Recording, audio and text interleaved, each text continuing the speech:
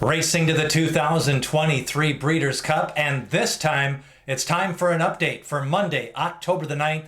Big weekend of racing. Win and you're in time for the Breeders' Cup, the 40th anniversary at Santa Anita. We'll take a look back at the Spinster Stakes, the Beldame Stakes, key races for the Distaff division.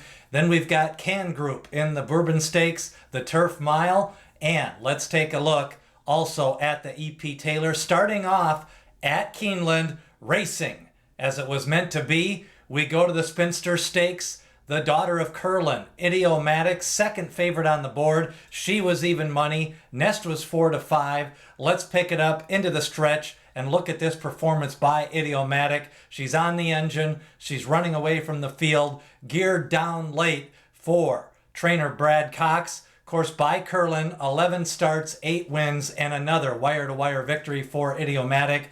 Juddmonte Farms, you can recognize those colors. And she closes out the year going into the Breeders' Cup with 4 straight wins. She won the Shawnee Stakes, the Delaware Handicap. She stumbled at the start in that race. Meanwhile, she won the Personal Ensign in the mud. That was at Saratoga. Now she comes to Keeneland, gets the job done in the Spinster Stakes. A big campaign for Idiomatic going into the Breeders' Cup Distaff. She punches her ticket. A win and you're in for Idiomatic. Now we go to the Beldame Stakes. Belmont Park at the Big A. It was the daughter of Nyquist, Randomized, the big favorite. She came in off a win in the Alabama, facing older horses. No problem as Randomized takes him into the stretch on the lead. The daughter of Nyquist now with 6 starts, 4 wins. Look at her drawing off, workmanlike effort in this race, winning the Beldame. Another one with speed in the Distaff division. Another wire-to-wire win for Randomized. She went wire-to-wire last time in the Alabama. Chad Brown trains, and closing off back-to-back wire-to-wire wins. The Alabama Stakes against 3-year-olds, and here in the Beldame Stakes against older fillies. Randomized. Next stop, Santa Anita, for the 40th running of the Distaff Stakes, one of the original Big 7 at the Breeders' Cup. Now we go to Keeneland, the Bourbon Stakes, 2-year-olds mowing the lawn, and it was Can Group getting up in the final strides. Look at this stretch run. He's on the outside. Noted takes the lead in the Rapoli Silks, but Can Group, final stride, 27-1. Last time out, it won at Kentucky Downs. 4 starts, 2 wins for Can Group.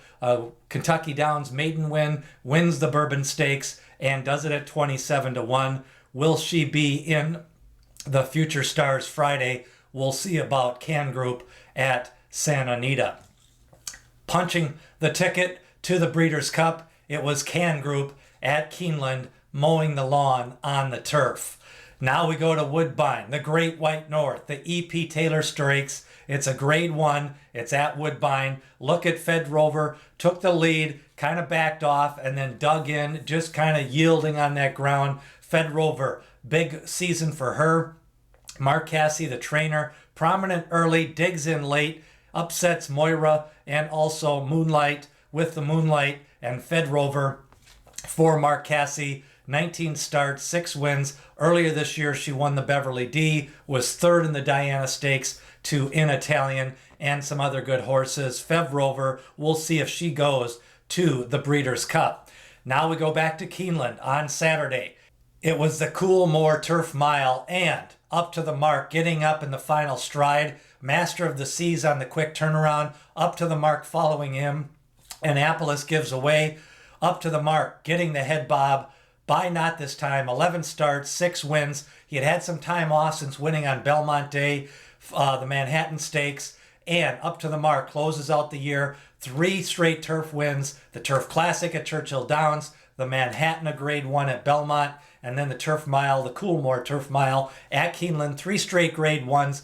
Goes into the Breeders' Cup Turf Mile as one of the top 5 favorites. Going to take on a bevy of European horses, shipping over to Santa Anita, stamping his ticket to the Breeders' Cup. It was up to the mark, getting the job done Saturday at Keeneland.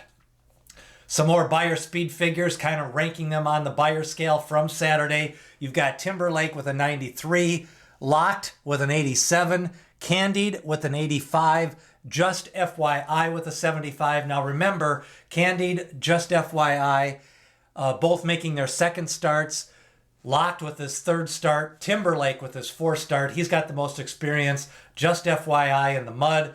And also Timberlake in the mud. Right now it looks like both of them are going to be pointing for Future Stars Friday at Santa Anita. Now, Timeform has them ranked a little bit different. They've got Timberlake with a 113. Remember, usually about a 10-point difference in the scale, so a little bit higher rankings from Timeform. Now, they are pace adjusted and adjusted for pace on the race and ground loss. Timberlake with a 113, Locked with that 110. Candied a little bit better on the Timeform scale, and Just FYI a little bit closer together. So it'll be interesting to see how they compare with horses like Prince of Monaco, Muth, and the rest of the juvenile contenders. And it looks like all four of those will be pointing for Future Stars Friday on that November the 3rd at Santa Anita.